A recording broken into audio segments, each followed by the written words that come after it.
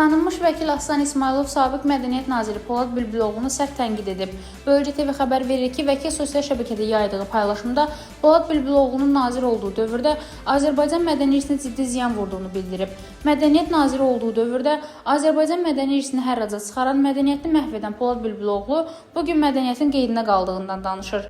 İsmailov xüsusilə 15 iyun 1993-cü ildə Mustafayev adlı İncəsənət Muzeyində baş vermiş geniş miqyaslı oğurluq hadisəsinin yenidən araşdırılmasını vacib hesab edib. O həmin dövrdə ard-arda muzey direktorlarının zəhərlənərək dünyasının dəyişməsində təsadüf olmadığını düşünür.